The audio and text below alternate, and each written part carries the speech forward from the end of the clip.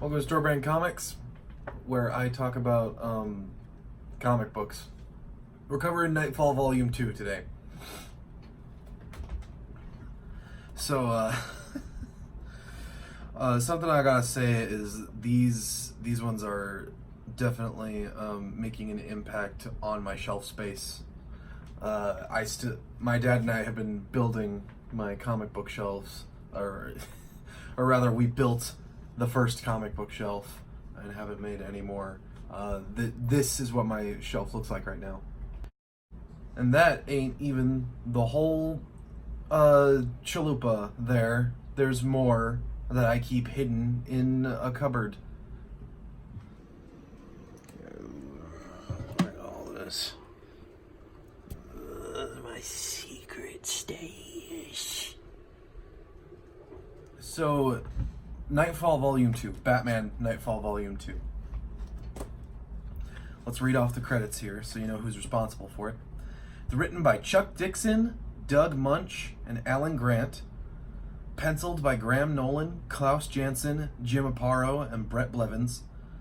Inked by Scott Hanna, Rick Burchett, Mike Manley, Steve George, Dick Giordano, and Terry Austin. Colored by Adrienne Roy and Klaus Janson. Lettered by John Costanza, Ken Bruzenak, Richard Starkings, and Todd Klein, with collection cover art by Kelly Jones and Alan Pasalacqua. So, this is the, I guess, semi-conclusion to this 3-part series I'm doing. I will definitely, you have my word on this, continue the 9-volume 25th anniversary collection at some point in the future, but it's just not going to be my next set of videos, because for now we're just covering the first 3 volumes, which are the namesake for this Knightfall collection. So, where we left off in the previous volume, I'm about to spoil the previous volume of Knightfall. Where we left off in the previous volume, Bruce Wayne, Batman, his back is broken. Bane has defeated him. Scarecrow and the Joker are actually both still loose on Gotham. That's an important thing to remember. And yeah, so basically Batman's life is in danger. And this volume starts off with Bane holding Batman over his head, his broken body over his head, and like parading him on a rooftop in Gotham, saying like, "This is your hero, and I have broken him." That sounds too Russian. Bane's Hispanic. I don't know why I sounded Russian with that accent.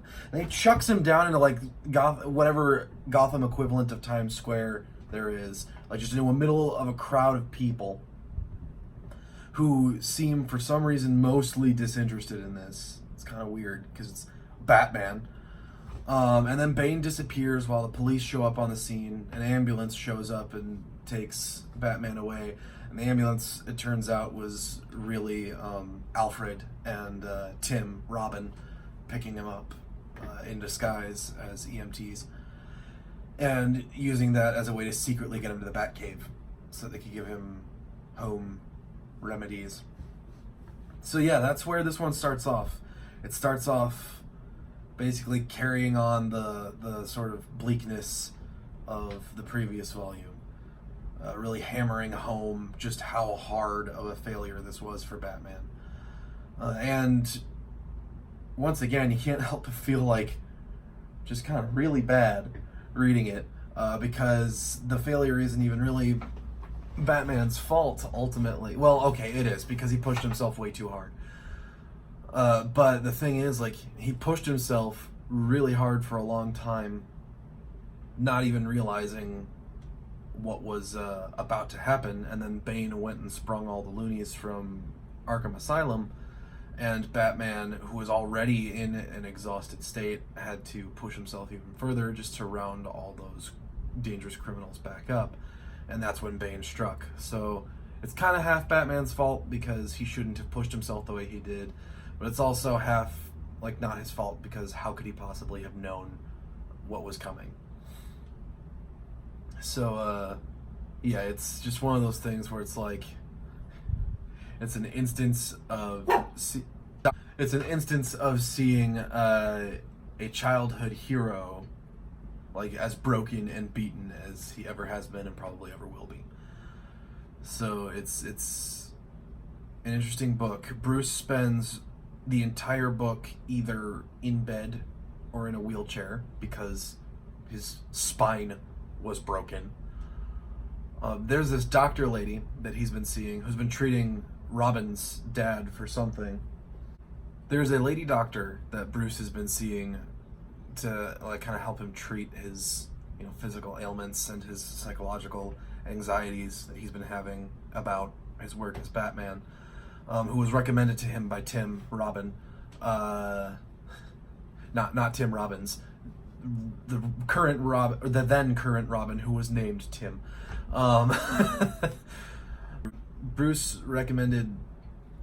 Tim recommended Bruce to this doctor because of the work that she'd been doing with his dad. And so what ends up happening in this book is Bruce is considering telling this doctor that he is Batman because he's in a really bad way right now. And they need her help in a private capacity, and as long as Batman remains a secret to her, they cannot give her all the details that she needs to help him.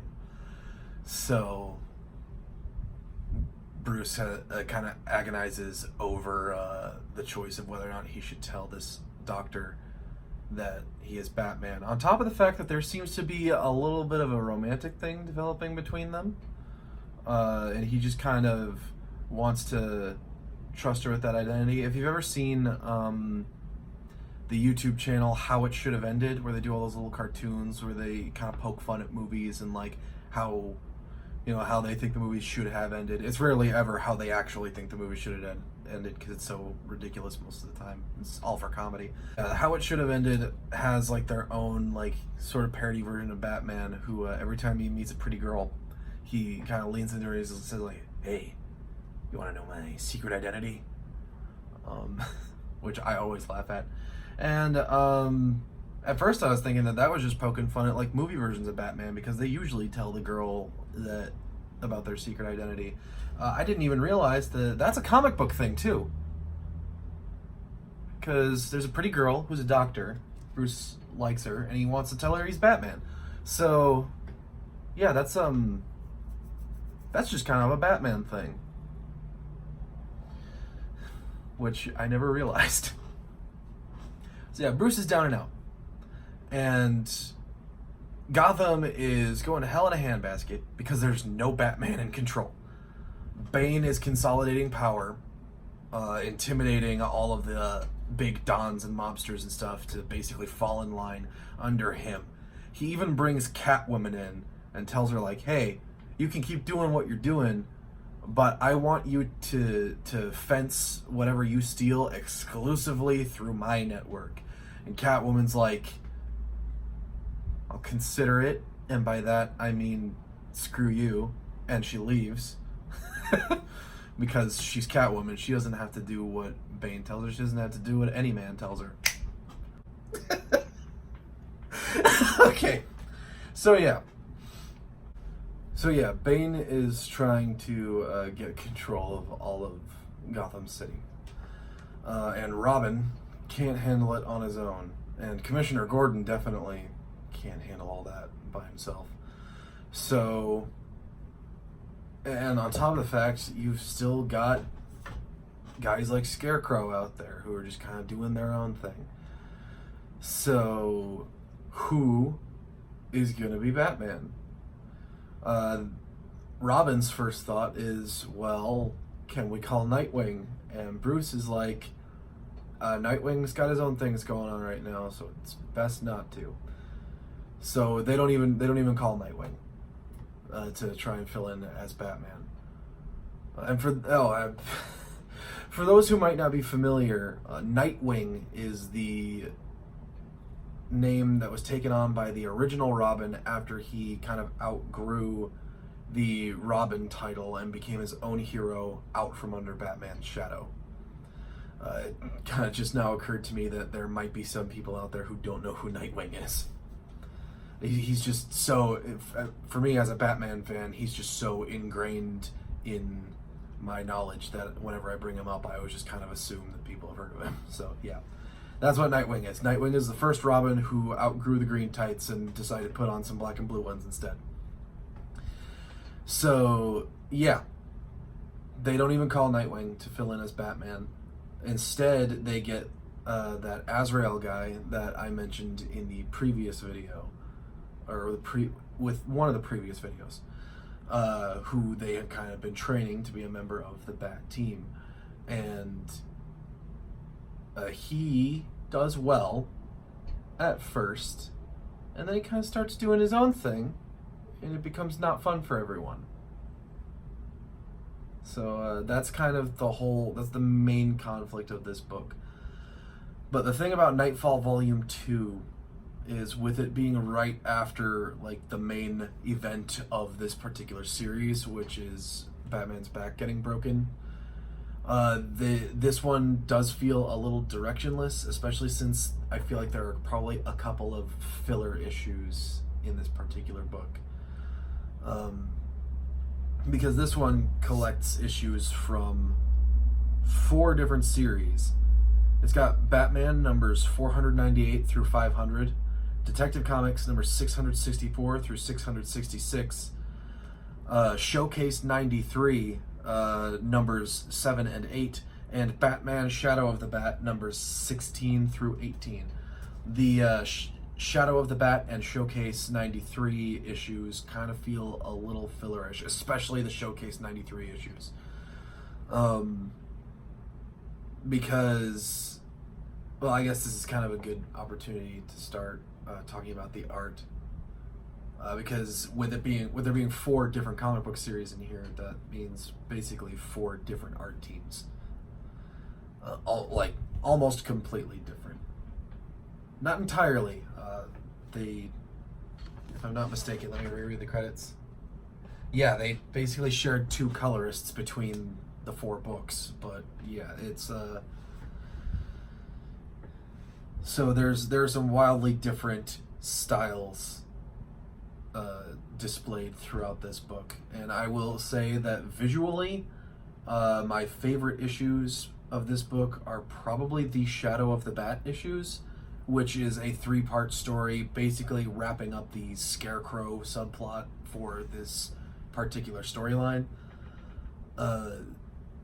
There's something about like the lankiness of the way Scarecrow is illustrated, and he's got like this like walk about him, like this Scarecrow walk. It's just like he looks like he's always like very jaunty as he moves, which I think is just kind of a fun little flourish.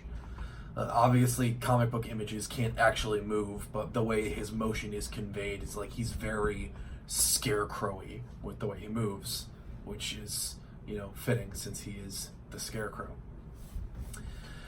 The Showcase 93 issues, on the other hand, visually, I do like the art style used there. It's very let me have a look at it real quick to kind of get a good sense for how I want to describe this. It's I will be honest, it's kind of a like a bit of a messy art style. That might be the coloring. And I don't say messy in a bad way, though. I mean that in a very good way. There are certain panels where it looks like ink or paint or what have you was just kind of sort of splattered across it a little bit. If you've ever played the infamous video games, those use like a 2D art style in a lot of their cinematic scenes that like have this sort of splotchy, dripping, running paint or ink sort of look to them. That's used in the Showcase 93 issues of this book, which are kind of a filler side story detailing how Batman caught Two-Face in all of this. But unfortunately, I feel like the timeline doesn't work out, because the framing device for this story about how they caught Two-Face after all of the Arkham inmates escaped is Batman has been defeated by Bane, and Robin is lamenting that he should have helped Batman catch Two-Face earlier in that week, I guess. But the thing is, the previous book had a pretty tight timeline for how quickly Batman was apprehending all of his enemies that had escaped the asylum. So all this two-part story towards the beginning of this book really does is present the question, well, when did Batman have time to do that? So, the Two-Face story, as much as I love Two-Face, he's one of my favorite Batman villains. It presents a little bit of a continuity issue with the story overall. Other than that, really good story. Like I said, I really liked the Scarecrow chapters for this story, and how that particular subplot was wrapped up. Scarecrow had teamed up with the Joker in the previous volume, but at the beginning of this volume, that little team up is kind of dissolved as Joker and Scarecrow have a difference of opinions. And Scarecrow kind of goes off on his own, and like I said, there's an entire 3-part storyline dedicated to the temporary replacement Batman catching him. The actual civilian name of the replacement Batman that they got is he's a man named Jean-Paul Valley. He's like a college student, and he has this brainwashing programming in his head called the System, from an order called the Order of Saint Dumas or something like that. And he is this, I guess, brainwashed mercenary known as Azrael, or he was meant to be named Azrael after, I believe, an angel, an angel of vengeance, I think is what Azrael's supposed to be. So that's kind of what the name is meant to imply, is a warrior for vengeance and all that. So he starts off with just a normal Batman suit, but he does get a redesign later in the book with his own upgrades that he puts on the suit. And I have to say, in my opinion, the Azrael Batsuit is one of the coolest costumes. It is one of the sleekest, most elegantly designed Batman costumes ever put to print. What was that? That was the costume?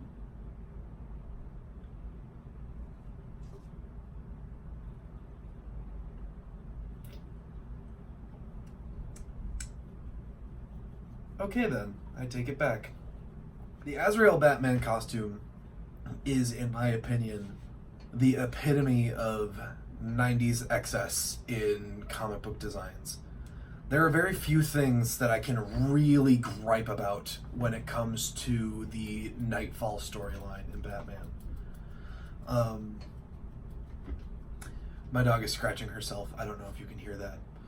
But anyway, there are very few legit complaints or gripes that I have concerning the Knightfall storyline. So far, I've really been enjoying this story. Visually, narratively, I just like it.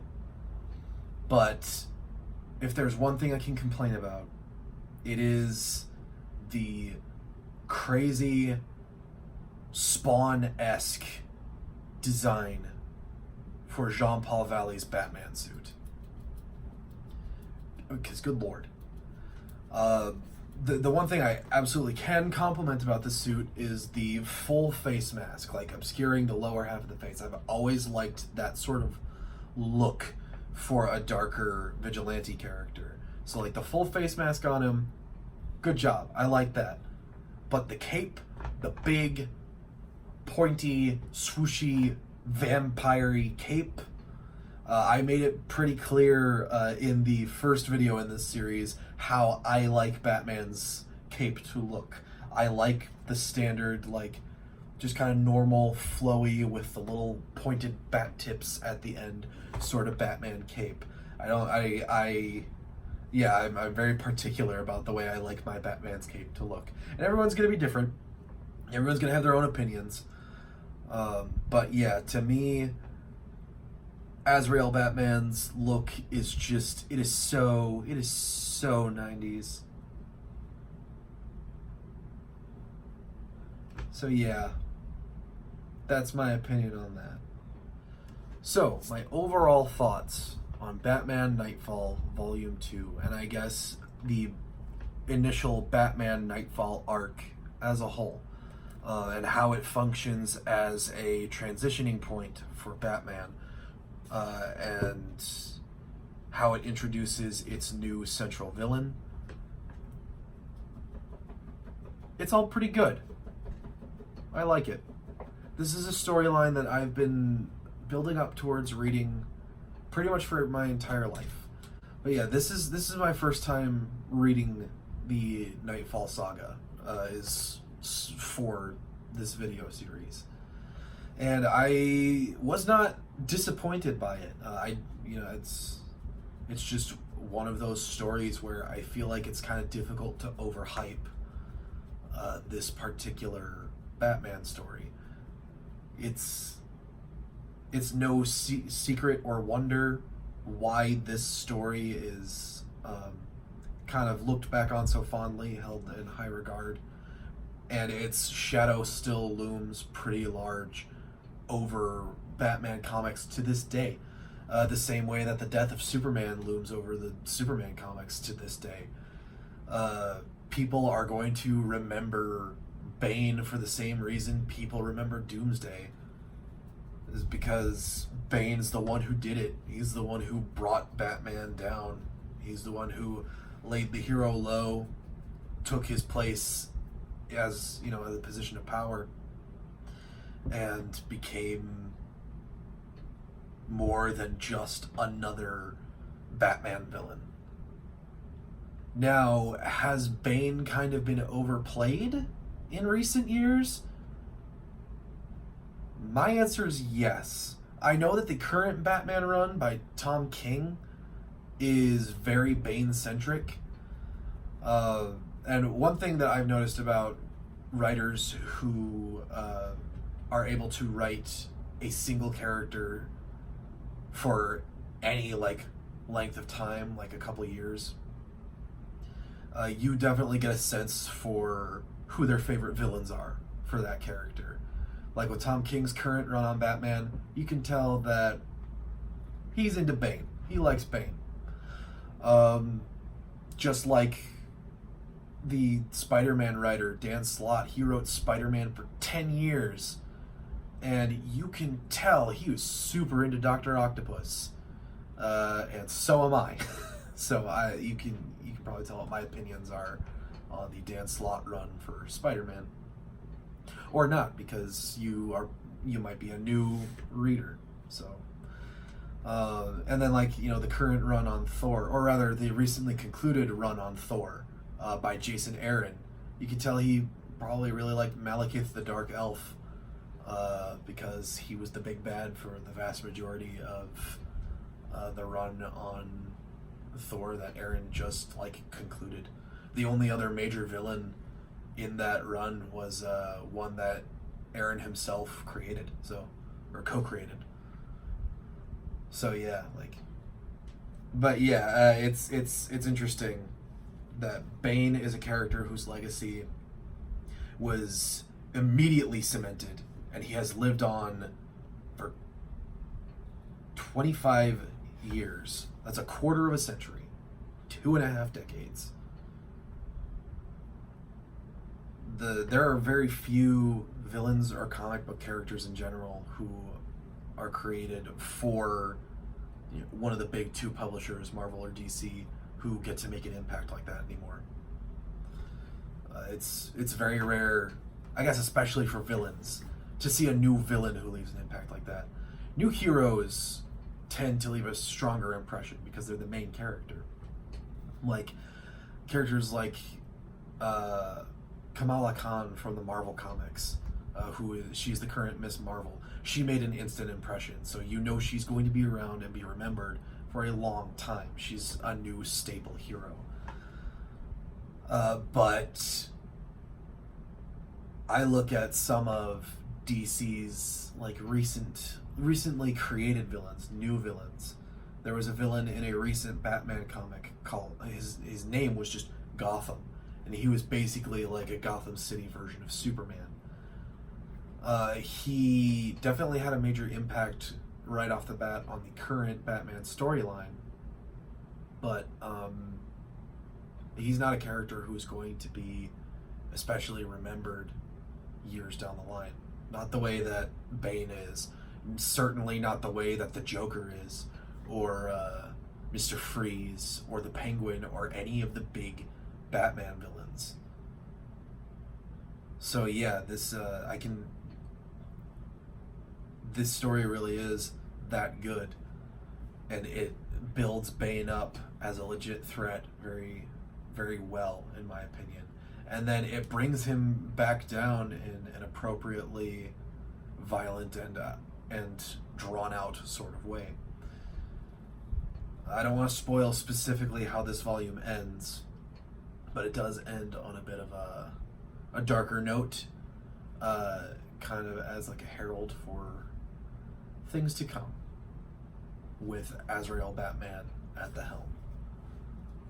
So yeah, Batman Knightfall Volume 2. If you're just interested in the main Knightfall storyline, this is as good a conclusion as any. If you want the entire ridiculous, drawn-out conflict with Bane, beginning to end, then obviously that's probably going to be the whole 9-volume saga. Which, yes, again, just to reiterate, I am covering all 9 books. I'm just starting with these 3. Next week is going to be a different video. But yeah, so Batman Knightfall Volume 2, written by Chuck Dixon, Doug Munch, and Alan Grant, penciled by Graham Nolan, Klaus Janson, Jim Aparo, and Brett Blevins, inked by Scott Hanna, Rick Burchett, Mike Manley, Steve George, Dick Giordano, and Terry Austin, colored by Adrienne Roy and Klaus Janson, lettered by John Costanza, Ken Bruzenak, Richard Starkings, and Todd Klein, with collection cover art by Kelly Jones and Alan Pasalacqua.